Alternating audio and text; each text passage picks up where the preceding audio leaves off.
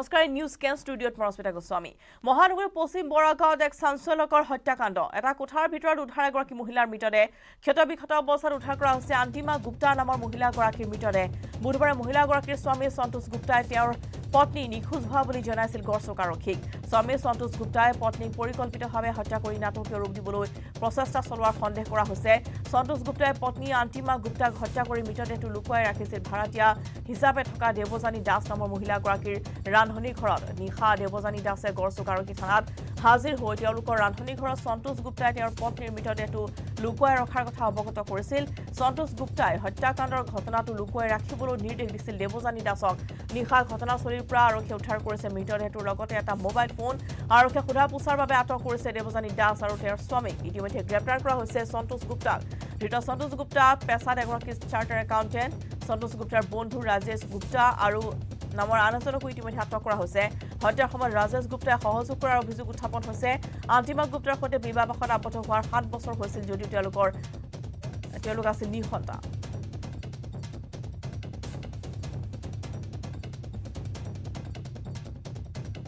বজাত ৰাতি সন্তোষ গুপ্তা যিগৰাকী মহিলা এতিয়া উদ্ধাৰ হৈছে তেখেতৰ হাজবেণ্ডে আমাৰ গড়চুক থানাত এটা কেছ ৰুজু কৰে যে তেওঁৰ ৱাইফ 3টামান বজাৰ পৰা ঘৰত নাই আৰু তেওঁলোকে দুই এটা কিবা কিডনেপিং হৈছে বুলি আমাক এটা কেছ ৰুজু কৰে আৰু কেছ ৰুজু কৰাৰ পিছত আমি অনুসন্ধান চলাই আজি আমি ডেড বডিটো তেখেতৰ ঘৰৰে ভাড়া দিয়াজনৰ ঘৰৰ ভিতৰত উদ্ধাৰ হৈছে আমি বাকীখিনি তদন্ত কৰি আছোঁ সবিশেষ তদন্ত বাকীখিনি ওলোৱাৰ পিছতে কেনেকৈ কি হৈছে গোটেই কথাটো ওলাব গোচৰটো সন্তোষ গুপ্তা তেখেতৰ হাজবেণ্ড সন্তোষ গুপ্তা তেখেতে গোচৰ দিছে কালি দিছিলে আৰু এইটো ঘৰতে সন্তোষ গুপ্তা থাকে নে বেলেগত থাকে নাই সন্তোষ গুপ্তা এইটো ঘৰতে থাকে আৰু বডিও আজি ইয়াতে ওলাইছে সন্তোষ গুপ্তা এতিয়া পাইছে নাই আপোনালোকে কালি আছে সন্তোষ গুপ্তাই কমপ্লেইনেণ্ট তেখেতক সোধপোছ কৰি আছিলোঁ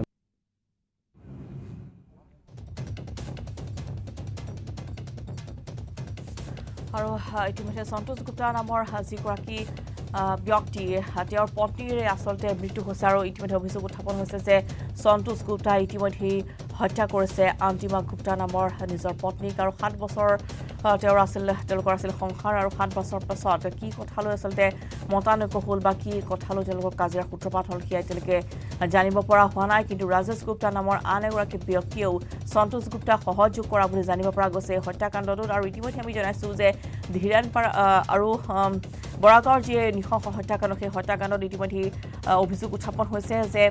দীৰ্ঘদিনীয়া এক পৰিকল্পনাৰ অন্তত আন্তিমা গুপ্তাক হত্যা কৰা হৈছে সেইটো নৃশংসভাৱে আৰু টুকুৰা টুকুৰকৈ কাটি দিয়া হৈছে তেওঁৰ মৃতদেহ আৰু দেৱজানী দাস নামৰ এগৰাকী মহিলাৰ ৰান্ধনী ঘৰত আন্তিমা গুপ্তাক হত্যা কৰি তাত লুকুৱাই ৰখা হৈছিল আৰু পৰৱৰ্তী সময়ত দেৱজানী দাসে নিজেই থানাত আহি গোচৰ ৰুজু কৰিছে আৰু ইতিমধ্যে তেওঁ উল্লেখ কৰিছে যে যিগৰাকী স্বামী আছিল আন্তিমা গুপ্তাৰ স্বামী তেওঁৱেই আচলতে এই সমগ্ৰ হত্যাকাণ্ড সংঘটিত কৰিছে আৰু সমগ্ৰ ঘটনাৰ দেৱজানী দাসক আৰক্ষীৰ আগত মুখ নুখুলিবলৈ তেওঁ পূৰ্বতেই নিৰ্দেশ দিছিল এনেধৰণৰ বহুতো তথ্য পোহৰাই আছে কিন্তু শেহতীয়া কেনেধৰণৰ তথ্য আৰক্ষী অনুসন্ধানত পোহৰাই আছে সেয়া আমি এই মুহূৰ্তত লাভ কৰিম উৎপল হালৈ আছে আমাৰ সৈতে উৎপল আমি আপোনাৰ কাষলৈ আহিছোঁ সমগ্ৰ যি হত্যাকাণ্ড সংঘটিত হ'ল স্বামীৰ নাম সাঙুৰ খাই পৰিছে দীৰ্ঘদিনীয়া এক পৰিকল্পনাৰ অন্তত তেওঁ এনেদৰে হত্যা কৰা বুলি অভিযোগ উঠিছে কি হৈছিল আচলতে সমগ্ৰ ঘটনা শেহতীয়া তথ্য আৰক্ষী অনুসন্ধানত কি পোহৰলৈ আহিছে হৈছে প্ৰাথমিক পৰ্যায়তে এটা কথা উল্লেখ কৰিব লাগিব যিগৰাকী স্বামী সন্তোষ গুপ্তাৰ নাম পোহৰলৈ আহিছে আৰু সন্তোষ গুপ্তাই গোটেই ঘটনাখিনি যদি চোৱা যায় সুপৰিকল্পিতভাৱে তেখেতে ৰচনা কৰিছিলে বিগত প্ৰায় এমাহৰ পৰা এই ধৰণৰ ঘটনা তেওঁ ৰচনা কৰি আছিলে যিহেতু তেখেতৰ মোবাইলৰ পৰা কিছু মেছেজ আহিছে আৰু সেই মেছেজখিনি ইতিমধ্যে আমি সংগ্ৰহ কৰিছোঁ আৰু সেই মেছেজত BLT নামৰ যি অসমৰ নিষিদ্ধ সংগঠনৰ নাম উল্লেখ কৰিছে আৰু পৰিকল্পিতভাৱে BLTৰ নাম সংলগ্ন কৰি 80 লাখ টকা ডিমাণ্ড দি পিনে এই গোটেই ঘটনা পৰিকল্পনা কৰিছিলে আৰু কোনো যিগৰাকী হয়তো পৰোক্ষ প্ৰেম আছিল নেকি সেই কথাও ইতিমধ্যে পোহৰলৈ আহিছে যিহেতু যদি চোৱা যায় উত্তৰ প্ৰদেশৰ পৰা আহি বসবাস কৰা বৰাগাঁৱৰ পৰিৱৰ্তে তেখেতৰ স্বামী সন্তোষ গুপ্তা আৰু সন্তোষ গুপ্তাই বিগত 20 বছৰ পূৰ্বে বিবাহিত হৈছিল আৰু তেখেতসকলৰ কোনো সতি সন্তান নাছিলে সেয়াও এটা কাৰণ হ'ব পাৰে আৰু তাৰ পৰিৱৰ্তে যে চোৱা যায় যিগৰাকী দেৱজানী তেখেতসকলৰ বাসগৃহত ভাৰতীয় হিচাপে আছিলে আৰু দেৱজানীৰো কিন্তু দুটাকৈ বাসগৃহ আছিলে গুৱাহাটী মহানগৰীত ভাড়াঘৰ এটা যি চোৱা যায় সন্তোষ গুপ্তাৰ বাসগৃহত ভাড়াঘৰত আছিলে আৰু পৰিৱৰ্তে মালিগাঁৱত আন এটা বাসগৃহ আছিলে অৰ্থাৎ দুটাকৈ স্থানত বাসগৃহ কিয় ৰাখিছিলে এই কথাও কিন্তু কিছু তাতে ৰহস্য সৃষ্টি কৰিছে আৰু ইয়াৰ সমান্তৰালভাৱে যি বড়ো দেৱযানী দাসে কিছু সময় পিছত সংবাদ মাধ্যমৰ মুখ খুলিব যদি আমি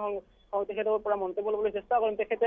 যেতিয়া আৰক্ষীৰ আগত সোধপোছ কৰিছিলে আৰক্ষীয়ে আগত তেখেতে কেইবাটাও কথা স্বীকাৰ কৰিছে। তেখেতে স্পষ্টভাৱে উল্লেখ কৰিছে দেৱযানী দাসে যে তেখেতৰ ঘৰত প্ৰৱেশ কৰিছে দুটা ডকাইতৰ দল আৰু ডকাইতৰ দলে প্ৰৱেশ কৰি তেখেতৰ হাতত হেণ্ড গ্লভছ আছিলে, মুখত মাস্ক আছিলে পৰিহিত কৰিছিলে আৰু ডাঙৰ ডাঙৰ দুখন চুৰি লৈ বুলি উল্লেখ কৰিছে। আৰু চুৰি লৈ প্ৰথমে যেতিয়া প্ৰৱেশ কৰাৰ সময়ত কিন্তু যিগৰাকী সন্তোষ দাসৰ পত্নী তেখেতে কিন্তু সেই সময়লৈকে কিন্তু জীৱিত অৱস্থাত আছিলে আৰু সম্পূৰ্ণৰূপে কথা কৈ আছিলে। তেখেতক মাৰপিট কৰি থকা সময়ত বা তেখেতক চকুৰে দেখিছিলে কেনেদৰে তেখেতক ক্ষতবিক্ষত কৰা হৈছিলে বা কেনেদৰে হত্যা কৰা হৈছিলে। গোটেই ঘটনা কিন্তু দেৱযানী দাসে সম্পূৰ্ণৰূপে দেখিছিলে। সম্পূৰ্ণৰূপে দেখিও কিয় নিশ্চিত ধৰিছিলে এয়া কিন্তু এই মুহূৰ্তত এক ৰহস্য সৃষ্টি কৰিছে। আৰু সমান্তৰালভাৱে অৰ্থাৎ হত্যাকাণ্ডৰ এক নাটকীয় ৰূপ দিবলৈ চেষ্টা কৰা হৈছিল, অৰ্থাৎ ডকাইতৰ ৰূপত আহিছিল হত্যাকাৰী। হয়, এই কথা স্পষ্টভাৱে উল্লেখ কৰিছে যে দুজন বড়ো লোক অহা বুলি কৈছে। কিন্তু তাৰ বিপৰীতে আমি দেশখনত দৃশ্য সংগ্ৰহ কৰিছো ৰাজেশ উপাধি আৰু ৰাজেশে এই গোটেই হত্যাকাণ্ডত জড়িত থকা বুলি কোৱা হৈছে। কিয়নো চুপাৰী কিলাৰ আনিছিলে দুজন লোক আৰু ৰাজেশৰ ঘৰ কিন্তু এই মুহূৰ্তত বিহাৰৰ চাপাৰা জিলাত বুলি আমি স্পষ্টভাৱে উল্লেখ কৰিব পাৰিম। আৰু যিহেতু আৰক্ষীৰ পৰা সেই তথ্য পাইছো আৰু যি ৰাজেশৰ সমান্তৰালভাৱে সন্তোষে গোটেই কাহিনীখিনি যে তেখেতে নিজে আহি আৰক্ষী থানাত গোচৰ দিছিলে, গোটেই ৰহস্য সৃষ্টি হৈছে। সময় চলাৰ লগে লগে এইটো বহুত এইখিনি তথ্য বহৰলৈ আহিব। যদি গোটেই ঘটনাটো চোৱা যায় তেখেতৰ পত্নী তেখেতৰ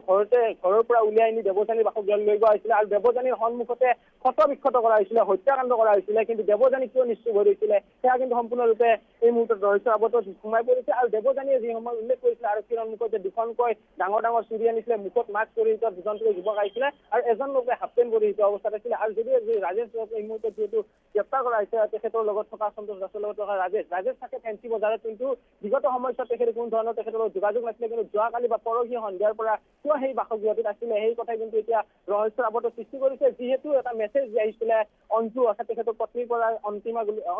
গুপ্তাৰ পৰা এটা মেছেজ আহিছিলে যে ৮০ লাখ টকা ডিমাণ্ড কৰা হৈছে বিএলটি নামৰ সংগঠনৰ কাৰণে। আৰু কিন্তু এই সংগঠনটোৰ নাম উল্লেখ কৰি বা সংগঠনৰ নাম ব্যৱহাৰ কৰি নিজে আচলতে এই ঘটনাটো পৰিকল্পনা কৰিছিলে। আৰু গোটেই ঘটনা যিমানে সময় কৰিছে সিমানে ৰহস্যৰ মাজলৈকে সোমাই গৈছে। আৰু ইয়াতে টকা পইচাৰ লগতে যিহেতু সতী সন্তান নাছিলে এই ধৰণৰ বহুখিনি কথা ইতিমধ্যে পোহৰলৈ আহিছে। সমান্তৰালভাৱে যদি চোৱা ৮০ লাখ টকা ডিমাণ্ড দিয়াৰ কথা উল্লেখ হৈছে তাৰ সমান্তৰালভাৱে বৰাগাঁও দুটাকৈ স্থানত যিহেতু সন্তোষ দুটাকৈ স্থানত মাটি আছিলে, এটা ৰাষ্ট্ৰীয় ঘাইপথৰ সমীপতে আছে আৰু ইয়াৰ সমান্তৰালভাৱে পশ্চিম বৰাগাঁৱত আন এটা ভূমি আছিলে। এই গোটেই ঘটনাত যদি চোৱা যায় দেৱযানী দাসৰ লগত অবৈধ সম্পৰ্ক আছে নেকি সেয়াও কিন্তু সময় কলালৈ পোহৰলৈ আহিব। কাৰণ দেৱযানী দাসৰো কিন্তু দুটাকৈ বাসগৃহ আছে, এটা মালিগাঁৱত আছে, তাৰ বিপৰীতে সন্তোষ দাসৰ বাসগৃহটো ভাড়াতীয়া হিচাপে আছিলে। যদি আছে যে বুধবাৰে সংঘটিত হোৱা ঘটনা বৃহস্পতিবাৰে কিয় পোহৰলৈ আহিল সেয়া কিন্তু গোটেই ঘটনা কিন্তু ৰহস্য সৃষ্টি কৰিছে। আৰু যদি চোৱা যায় দেৱযানী দাসে কিন্তু নিজ চকুৰে দেখিছিলে কেন্দ্ৰৰ হত্যাকাণ্ড সংঘটিত হৈছিলে। দুজনকৈ লোকে তেখেতৰ ঘৰত প্ৰৱেশ কৰিছিলে, বস্তাত টুকুৰা টুকুৰি কৰি ক্ষতবিক্ষত কৰা হৈছিলে। আৰু যি তেখেতৰ যে আলমাৰী আছিলে অৰ্থাৎ কিচেন ৰুমৰ যে আলমাৰী আছিলে সেই আলমাৰী তেখেতক জব্দ কৰি তাতে সোমাই থোৱা হৈছিলে। এই গোটেই কিন্তু তেখেতে চকুৰ সন্মুখতে দেখিছিলে। দেখাৰ পিছতে কিয় তেখেতে ওচৰ চুবুৰীয়াক নামাতিলে বা কিয় হল্লা নকৰিলে এয়াই কিন্তু সম্পূৰ্ণ ঘটনা কিন্তু ৰহস্য সৃষ্টি আৱদ্ধ কৰিছে। আৰু প্ৰাথমিক পৰ্যায়ত আৰক্ষীয়ে যদিও মুখ খোলা নাই কিছু সময়ৰ পিছতে ইয়াতে মহানগৰ আৰক্ষীয়ে উপস্থিত হ'ব আৰু তেখেতে সকলো ঘটনা বিৱৰি দিব বুলি আমাক জনাইছে। কিন্তু দেৱযানী দাসৰ লগত যে অবৈধ সম্পৰ্ক আছে সেই প্ৰাথমিক পৰ্যায়ত নুই কৰিব নোৱাৰি। কাৰণ দেৱযানী দাসে বিগত ৪ বছৰ ধৰি সেই বাসগৃহটোত আছিলে। আৰু যিহেতু সন্তোষ গুপ্তাৰ কথা যদি ক'বলৈ যাওঁ সন্তোষ গুপ্তাই প্ৰায় ২০ বছৰ পূৰ্বে অসমলৈ আহিছিলে আৰু তেখেতৰ ঘৰ উত্তৰ প্ৰদেশত। ইয়াতে আহি তেখেতে ইয়াতে নিজে ভূমি ক্ৰয় কৰিছে আৰু GST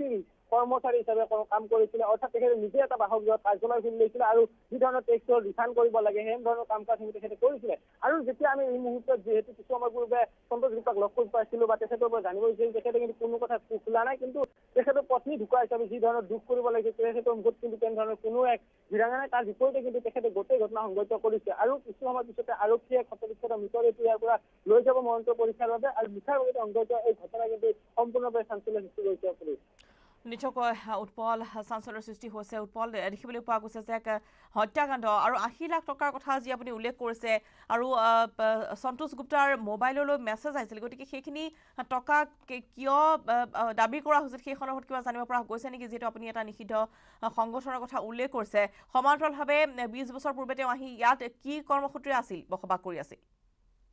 মই ইতিমধ্যে উল্লেখ কৰিছিলোঁ তেখেতে GST অৰ্থাৎ ইনকাম টেক্সৰ যিসমূহ কাম কাজ থাকে বা টেক্স ৰিফাণ্ডৰ কাম কাজ থাকে সেই ধৰণৰ কাম কাজ গুৱাহাটী মহানগৰীত আহি কৰি থকা বুলি উল্লেখ কৰিছে। তাৰ বিপৰীতে যে ৮০ লাখ টকাৰ কথা এই মুহূৰ্তত পোহৰলৈ আহিছে যদিহে চোৱা যায় যদি লিখিত অভিযোগ সংগঠনৰ পৰা সেই মেছেজটো আহিলহেঁতেন তেতিয়াহ'লে অন্য নাম্বাৰৰ পৰা এই মেছেজটো আহিল হয় আৰু যিটো মেছেজ আহিছে সেইটো তেখেতৰ পত্নীৰ হত্যা কৰাৰ পিছত তেখেতে নিজে দিয়া এটা মেছেজ আৰক্ষী প্ৰশাসনে যদিও অন কেমেৰা সেই কথা উল্লেখ কৰা নাই কিন্তু অফ কেমেৰা এটা কথা উল্লেখ কৰিছে যে পত্নীৰ মোবাইলৰ পৰা স্বামীৰ মোবাইললৈকে 80 লাখ টকা দাবী কৰা বুলি এটা মেছেজ আহিছে আৰু সেই মেছেজৰ স্ক্ৰীনশ্বট তেখেতে নিজে আচলতে যিখন FIR দিছিলে গড়চুক থানাত সেই এটা তেখেতে গাঁঠি দিছে আৰু যদি চোৱা যায় সেই মেছেজটো কিন্তু বিয়াল্টি সংগঠনৰ নাম উল্লেখ কৰিছে 80 লাখ টকা যিমান দিব দিছে আৰু 23 তাৰিখৰ ভিতৰতে সেই টকা জমা দিব দিছে অৰ্থাৎ তেখেতক সন্তোষ দাসৰ হাততে জমা দিব দিছে এই ধৰণৰ গোটেই কথা যদি চোৱা যায় এক ৰহস্যৰ মানে সৃষ্টি কৰিছে নিজৰ পত্নীৰ মোবাইলৰ পৰা মেছেজখিনি আহিছিল আৰু তাতোকৈ ৰহস্য সৃষ্টি কৰিছে নিজৰ পত্নীৰ পৰা অহা মেছেজখিনি স্বামীৰ মোবাইললৈকে আহিছে আৰু স্বামীয়ে নিজে সেই স্ক্ৰীনশ্বটখিনি আৰক্ষী প্ৰশাসনৰ থানাত গাঁঠি দিয়াৰ পিছতে কিন্তু মোবাইলটো হেৰাইছিলে আৰু তাৰ সমান্তৰালভাৱে যিখিনি মেছেজ স্বামীৰ মোবাইললৈকে আহিছিলে সেই মেছেজখিনি কিন্তু ডিলেট কৰি থৈ দিছে এইখিনি কথাই কিন্তু সম্পূৰ্ণ ৰহস্য সৃষ্টি কৰিছে পত্নীৰ মোবাইলৰ পৰা অহা স্বামীলৈকে মেছেজখিনি সেই মেছেজখিনি এতিয়া সেই মোবাইলটোত নাই গোটেই ঘটনা যদি চোৱা যায় সুপৰিকল্পিতভাৱে কৰিছিলে হয়তো তেখেতসকলে আৰু কিছু সময় পালে সেই ডেডবডিটো হয়তো আমি যি খবৰ পাইছো বা আৰক্ষী প্ৰশাসনে পিছত প্ৰাথমিক পৰ্যায়ত যি ধৰণৰ কথা উল্লেখ কৰিছে হয়তো ব্ৰহ্মপুত্ৰ নৈত পেলাই দিয়াৰ কথা আছিলে নহলে যিহেতু পিছফালে ডাম্পিং গ্ৰাউণ্ড আছিলে ডাম্পিং গ্ৰাউণ্ড হয়তো পেলাই দিয়াৰ কথা এক প্ৰকাৰ উল্লেখ কৰিছে যদিও চোৱা যায় গোটেই ঘটনা সুপৰিকল্পিতভাৱে কৰা হৈছে নিজৰ পত্নীৰ মোবাইলৰ পৰা হত্যাকাণ্ড সংঘটিত হোৱাৰ পিছত কেনেদৰে মেছেজ আহিলে অৰ্থাৎ এক প্ৰকাৰ ক'ব পাৰি স্বামীয়ে সেই পত্নীৰ মোবাইলৰ পৰা নিজৰ মোবাইলটোলৈকে মেছেজ দিছিলে আৰু মেছেজত উল্লেখ কৰিছিলে বিয়াল্টি নামৰ সংগঠনটোৰ কথা 80 লাখ টকা দিয়াৰ কথা উল্লেখ কৰিছে আৰু 23 তাৰিখৰ ভিতৰত এই কথা টকাখিনি দিব উল্লেখ কৰিছে কিন্তু 23 তাৰিখ নপৰাতে অৰ্থাৎ হত্যাকাণ্ড কৰাৰ পিছত এই ধৰণৰ কথাখিনি দিছে স্বামী কিন্তু তাৰ বিপৰীতে দেৱযানীয়ে যি ভাষ্য আগবঢ়াইছে নিজৰ বাসগৃহত সোমাই প্ৰৱেশ কৰিছিলে দেৱযানীয়ে আৰু দেৱযানীৰ ল'ৰাজনে নিজে চকুৰে দেখা বুলি কৈছে যে দুজনকৈ যুৱক সোমাই আহিছিলে অৰ্থাৎ চিপাৰী কিলাৰ আনিছিলে আৰু চিপাৰী কিলাৰ সাজ ব্যৱহাৰ কৰিছিলে সেই কথা যদিও প্ৰাথমিক পৰ্যায়ত ৰাজেশ নামৰ এজন লোকক গ্ৰেপ্তাৰ কৰিছে আৰু ৰাজেশে বিগত যদি চোৱা যায় বিহাৰৰ পৰা আহিছে আৰু ছাপনাৰ পৰা আহি তেখেতসকল বাসগৃহত আছিলে বিগত সময়ত কোনো ধৰণৰ খবৰ নাছিলে ৰাজেশ গুপ্তা কিন্তু যোৱা পৰহিৰ পৰা ৰাজেশ গুপ্তা সেই স্থানত আছিলে কিয় আহিলে কেনেকে আহিলে সেই সম্পূৰ্ণ ঘটনা কিন্তু যদি চোৱা যায় সুপৰিকল্পিতভাৱে কৰা হৈছে এই মুহূৰ্তত স্পষ্টভাৱে উল্লেখ কৰিব পাৰি নিশ্চয় উৎপল ধন্যবাদ জনাইছোঁ আপোনালৈ আৰু যিখিনি মেছেজ লিখা হৈছিল সেই মেছেজখিনি আমি দেখুৱাইছোঁ স্ক্ৰীনশ্বট যিখন এজাহাৰ ইতিমধ্যেই আমি জনাইছোঁ যে পত্নীৰ নিৰুদ্দেশৰ এজাহাৰ এখন দাখিল কৰিছে সন্তোষ গুপ্তাই কিন্তু তেওঁ নিজে পৰিকল্পিতভাৱে আচলতে পত্নীক হত্যা কৰিছে ৰাজেশ গুপ্তা নামৰ 13গৰাকী বন্ধুৰ সৈতে মিলি কিন্তু সমগ্ৰ ঘটনা নাটকীয় ৰূপ দিয়াৰ চেষ্টা চলোৱা হৈছিল ডকাইতৰ আক্ৰমণৰ কথা কোৱা হৈছিল আৰু ডকাইতৰ আক্ৰমণত দেৱযানী দাসৰ বাসগৃহত এই আন্তিমা গুপ্তা গতি নৃশংসভাৱে টুকুৰা টুকুৰকৈ চুৰিৰে ৰেপি হত্যা কৰা হৈছিল কিন্তু সমগ্ৰ এই ঘটনা মূল কালপ্ৰিট আছিল এইগৰাকী সন্তোষ গুপ্তা যিগৰাকীয়ে বিগত এটা মাহৰ পৰা এই সম্পূৰ্ণ পৰিকল্পনা কৰিছিল আৰু যিসমূহ মেছেজৰ কথা কোৱা হৈছে সেইখিনি মেছেজ তেওঁ এজাহাৰত তেওঁ নিজে জেৰক্স কৰি দাখিল কৰিছে অৰ্থাৎ গাঁঠি দিছে এজাহাৰৰ সৈতে আৰু ইতিমধ্যে আমি জনাওঁ যে যিটো মোবাইল ফোনৰ পৰা যিটো আন্তিমা গুপ্তাৰ মোবাইল ফোনৰ পৰা সেইখিনি মেছেজ দিয়া হৈছিল সেই মেছেজখিনি বৰ্তমান কিন্তু আন্তিমা গুপ্তাৰ মোবাইলত নাই সেইখিনি ডিলিট কৰি দিয়া হৈছে গতিকে মৃত অৱস্থাত এগৰাকী মহিলাৰ মোবাইলৰ পৰা কেনেদৰে আচলতে মেছেজ আহিলে সন্তোষ গুপ্তালৈ সেয়া এক ৰহস্যৰ বিষয় সমগ্ৰ ঘটনা নিশ্চয়কৈ আৰক্ষী অনুসন্ধানত পোহৰলৈ আহিব কিন্তু ইতিমধ্যে আৰক্ষীয়ে দুয়োজনকে গ্ৰেপ্তাৰ কৰিছে সোধা পোছা অব্যাহত ৰখা হৈছে সন্তোষ গুপ্তা আৰু ৰাজেশ গুপ্তা দুয়োগৰাকীকে মিলি ইতিমধ্যে আৰক্ষীয়ে এই হত্যাকাণ্ড সংঘটিত কৰাৰ সন্দেহ কৰা হৈছে আৰু প্ৰায় 20 বছৰ পূৰ্বে অসমলৈ আহিছিল এইগৰাকী সন্তোষ গুপ্তা আন্তিমা গুপ্তা আছিল তেওঁৰ পত্নী আৰু 7 বছৰ পূৰ্বে তেওঁলোকৰ বিবাহ পাশত আবদ্ধ হৈছিল কোনো সন্তান তেওঁলোকৰ নাছিল কিন্তু কি কথাক লৈ তেওঁলোকৰ মাজত এনে ধৰণৰ মতভেদৰ সৃষ্টি হ'ল সেয়া জানিব পৰা হোৱা নাই কিন্তু এক সুপৰিকল্পিত যে আছিলে হত্যাকাণ্ড সেয়া আৰক্ষীৰ তথ্যত প্ৰমাণ হৈছে আৰু ইতিমধ্যে আমি দেখুৱাইছোঁ যে এনেদৰে কিছু মেছেজ তেওঁ গাঁঠি দিছে তেওঁৰ নিৰুদ্দেশৰ যিখন এজাহাৰ দাখিল কৰিছিল পত্নীৰ নিৰুদ্দেশৰ কিন্তু আচলতে তেওঁৱেই পৰিকল্পিতভাৱে বন্ধুৰে মিলি হত্যা কৰিছিল পত্নীক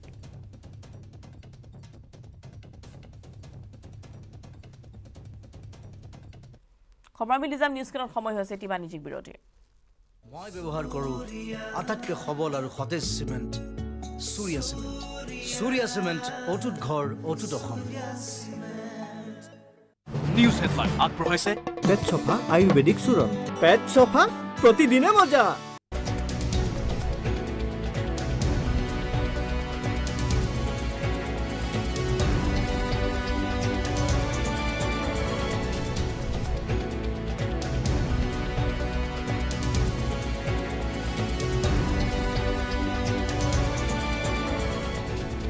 নিউজ হেডলাইন আগবঢ়াইছে পেট চফা আয়ুৰ্বেদিক চূৰণ পেট চফা প্ৰতিদিনে মজা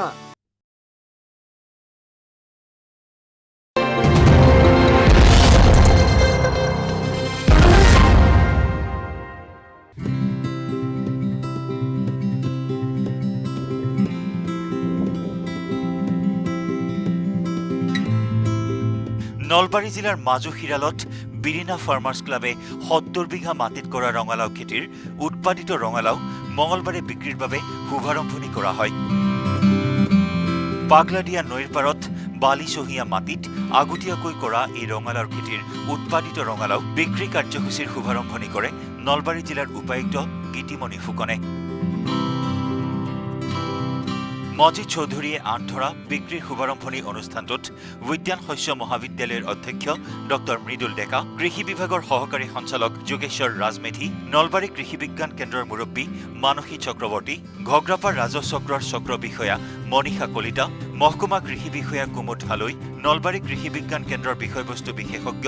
উমেশ্বৰ মজুমদাৰ, কৃষি উন্নয়ন বিষয়া প্ৰণৱ দাস, জ্যোতি ফাৰ্মাৰ্ছ ক্লাবৰ সম্পাদক তথা ৰঙালাওৰ খেতিৰে ৰাষ্ট্ৰীয় বঁটা লাভ কৰা যুৱ কৃষক পংকজ শৰ্মা, বিপুল হালৈ প্ৰমুখ্যে কেইবাগৰাকীও বিশিষ্ট লোক উপস্থিত থাকে। এই খেতিটো ৰঙালাওৰ খেতিটো নলবাৰী জিলাত অৱতৰত কৰা হয়।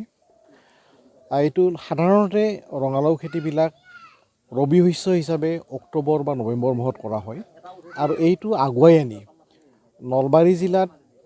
জুলাই বা আগষ্ট মাহত কৰা হয়। এইকাৰণেই যে জুলাই আগষ্ট মাহৰ পাগলাদিয়াৰ পাৰৰ বালি বা চিল্ট পৰি থকা ঠাইবিলাকত যদি বতৰত কৰিব লগা হয় তেতিয়াহ'লে আগবেলা বা পিছবেলা পানী দিব লগা হয়। জলসিঞ্চনৰ খৰচটো যথেষ্ট পৰিমাণে বাঢ়ি যায়। যদি জুলাই বা আগষ্ট মাহত কৰা হয় তেতিয়াহ'লে এই ইৰিগেশ্যনৰ খৰচটো ৰাহি হৈ যায়, জলসিঞ্চনৰ ব্যৱস্থা কৰিব নালাগে। দ্বিতীয়তে এইটো এনেকুৱা এটা সময়ত চপোৱা হয় যে অক্টোবৰ মাহৰ শেষৰ ফালে বা নৱেম্বৰ মাহৰ প্ৰথম ভাগত যেতিয়া বজাৰত চব্জিৰ চাহিদা যথেষ্ট বেছি হৈ যায়, ৰঙালাওৰ চাহিদা যথেষ্ট বেছি হৈ যায়, অন্য শাক চব্জি নাথাকে। এইকাৰণেই এই খেতিটো যথেষ্ট জনপ্ৰিয় হৈছে। এই খেতিটো সেই সময়ত ধৰক 25 টকা প্ৰতি কিলোত বিক্ৰী হয়। এইটো হোলচেল প্ৰাইচ 25 টকা। আৰু এই টেকন'লজিটো যথেষ্ট লাভৱান কাৰণেই আজি অসমৰ বিভিন্ন ঠাইলৈকে এই টেকন'লজিটো বিয়পি গৈছে। যদিও এই ৰঙালাওৰ ইভলিউশ্যনৰ এপিচেণ্টাৰটো কেন্দ্ৰবিন্দুটো নলবাৰী আছিল, আজি এইটো নলবাৰীতে আবদ্ধ হৈ থকা নাই, গোটেই সুদূৰ অসমৰ বিভিন্ন ঠাইলৈকে এই টেকন'লজিটো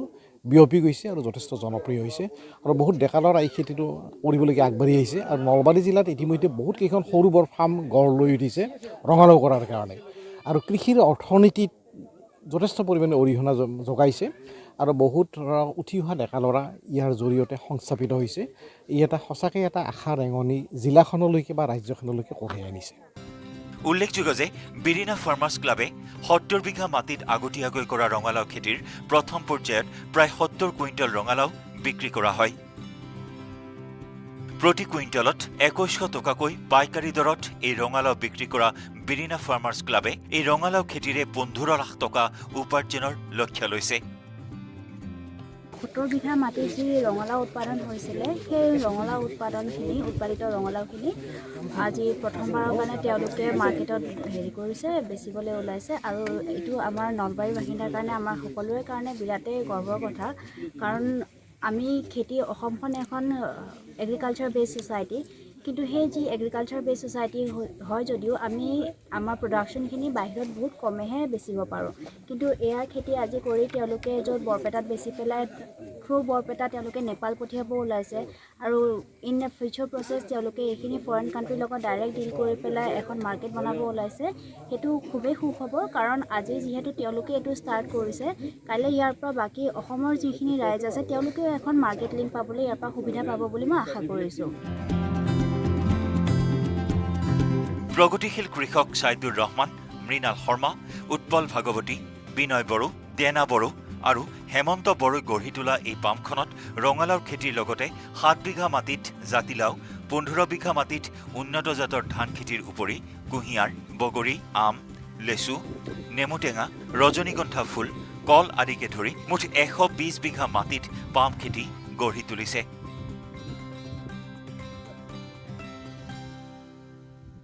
আমি কেইজনমান কৃষকে লগ লাগি ইয়াত বিৰিনা কৃষি পাম নামেৰে এখন ফাৰ্ম ষ্টাৰ্ট কৰিছিলোঁ ২০২১ চনত। এতিয়া আমি ইয়াতে ৭০ বিঘা মাটিত ৰঙালাও, প্ৰায় ২০-২৫ বিঘা মাটিত আপোনাৰ ধান খেতি, কুঁহিয়াৰ খেতি এইফালে আছে, লগতে আপোনাৰ পানীলাও খেতি, লগতে আপোনাৰ বেঙেনা, বিলাহী এইবিলাক খেতি আৰম্ভ কৰিছোঁ। এতিয়া কৃষি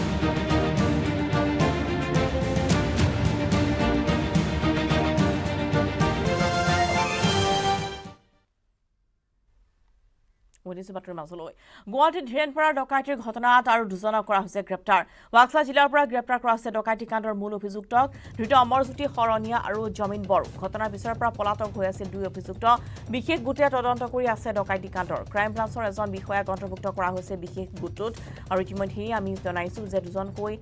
অভিযুক্তক পুনৰবাৰ আটক কৰা হৈছে আৰু ইতিমধ্যে বাক্সাৰ পৰা গ্ৰেপ্তাৰ কৰা হৈছে দুজনকৈ লোকক বাক্সা জিলাৰ পৰা গ্ৰেপ্তাৰ কৰা হৈছে অপৰাধ এই কাণ্ডৰ সৈতে ডকাইতি কাণ্ডৰ সৈতে জড়িত মূল অভিযুক্ত অমৰজ্যোতি শৰণীয়া আৰু জমিন বড়ো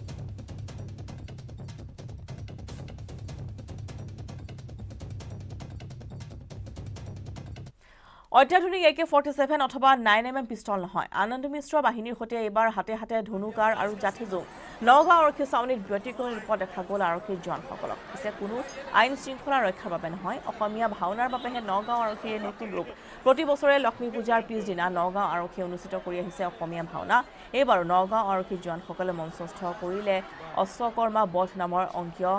নাটখন আৰক্ষীৰ অভিনয় চাবলৈ নগাঁও আৰক্ষী চাউনীৰ প্ৰেক্ষাগৃহত আগমন ঘটিল বহু দৰ্শকৰ নগাঁৱৰ আৰক্ষী অধীক্ষক আনন্দ মিশ্ৰই উদ্বোধন কৰা অসমীয়া ভাওনাখনত সুন্দৰ অভিনয় প্ৰদৰ্শন কৰে নগাঁও আৰক্ষীৰ বিষয়া তথা জোৱানসকলে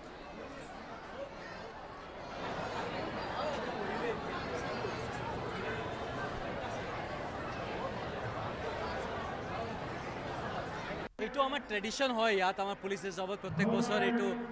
লক্ষ্মী পূজাৰ নেক্সট দিনত একটা ভাৱনা পাতা হয় তো আমাৰ যি অসমীয়া সংস্কৃতি আছে এইটো ধৰি ৰখাৰ কাৰণে আৰু আমাৰ যিমান ইয়াৰ পুলিচ ৰিজাৰ্ভৰ মানুহ আছে পুলিচ ফেমিলিজ আছে আৰু পুলিচৰ ওচৰত থকা মানুহৰ কাৰণে অলপমান সেইটো এটা ডাঙৰ ফেষ্টিভেল নিচিনা হয় তো সেইকাৰণে আমি ইয়াত আমি থকাৰ চান্স পাইছোঁ এইটো নিজক বহুত ভাল লাগিছে কি আপুনি চাওঁ যে পুলিচ এনেকুৱা হয় আৰু কি যে ৰূপ দিব বিচাৰে সেই ৰূপ ধৰিব পাৰে যিটো যেনেকুৱা চিটুৱেশ্যন এনেকুৱা ৰূপত আহি যায় তো সেইটো আজি আমাৰ পুলিচ বিষয়া চব মিলি লৈ এটা ইয়াত ভাৱনা পাতিছোঁ আৰু সেইটো আমাৰ পুলিচ ফেমিলি যিমান আছে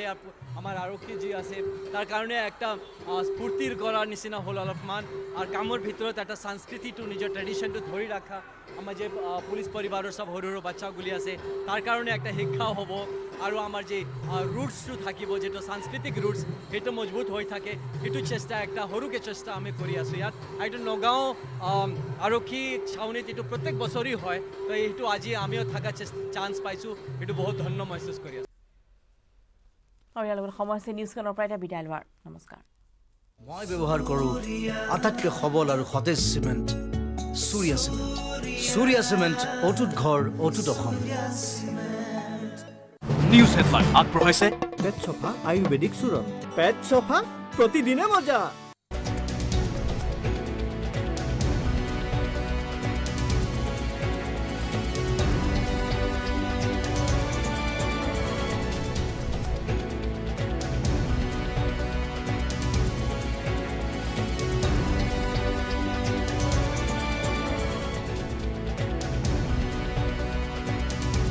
নিউজ হেডলাইন আগবঢ়াইছে পেট চফা আয়ুৰ্বেদিক চূৰণ পেট চফা প্ৰতিদিনে মজা